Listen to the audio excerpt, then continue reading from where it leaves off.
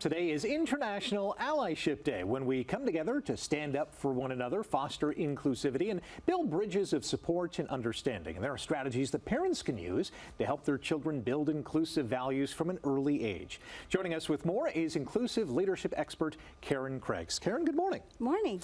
Let's talk about what allyship means in the context of parenting. Yes, so if you think about our role as parents, we're shaping our children to be certain types of adults through our own family values. And allyship in terms of parenting is helping our kids learn how to be both kind and courageous. So they don't just care about being included, they care about other people feeling like they belong, and they take actions to help that happen. So how do children begin to form those ideas of fairness and difference? And does that happen at the same time? Right. So a University of British Columbia study in 2021 found that preschoolers in Canada already start to have a sense of racial bias, and that can only be changed at an early age if adults actively intervene. And so by the time you're 3 or 4 years old, children can tell the difference between skin tone, between race, between gender, and they start to learn how to stereotype by absorbing what's happening around them. So it happens at a really young age, and difference and also the stereotyping and the values they associate to that difference all come together at that age. So what role do parents play when they're shaping those inclusive values at home? What should they be doing? They play one of the most important roles, especially at a young age. And so I like to teach educators, organizations, and even parents about a 3-step model called ACT. So it's asking questions. So let's say, how's your day? What happened at school? And they might say, oh, there was this child who was left out.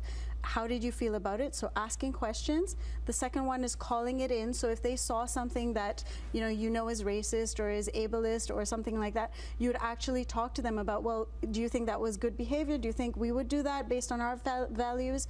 And then take action. That's the last one. So what would we do differently? What can you do tomorrow to make sure that that person feels included? So it's about having a healthy and honest conversation. Yes, and really being conscious about how their experiences are shaped by diversity, people experiencing unfairness, injustice, even at a young age. They see it and feel it at school and in their camps and around them. Can you tell us about the technique called scripting? Okay, so scripting is really powerful as a parenting tool, and what it does in the context of allyship is it gives us an opportunity to teach children through repetition how to build confidence and how to take action and give them the language to do it. So imagine, just like in music or in sports, we go to practice, we rehearse, we learn, and we practice drills. It's the same thing with scripting. So teaching them how to say, this isn't fair, let's play well together, let's try something different, let's include that person. If they practice with us, as soon as they're faced with a situation outside, they can take action. What are some small things that families can do to help build that culture of inclusion? We got about a minute. Yes. So don't think of inclusion as something that happens on a particular month or day. So it's not about Black History Month or Pride Month. It's about our day-to-day experiences in life. So for example, yesterday we had Ethiopian for dinner, and we sat down and had a great conversation with our kids about us traveling to Ethiopia and everything we learned about the culture and history.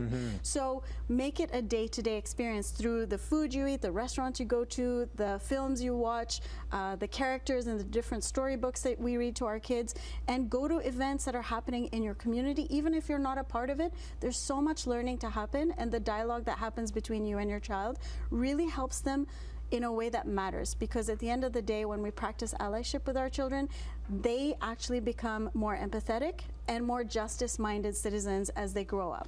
Great takeaways, and hopefully lots of people will follow not only on this International Allyship Day, but every day of the year. Karen, thanks for joining us this morning. Thank you. More to come on Morning Live after this.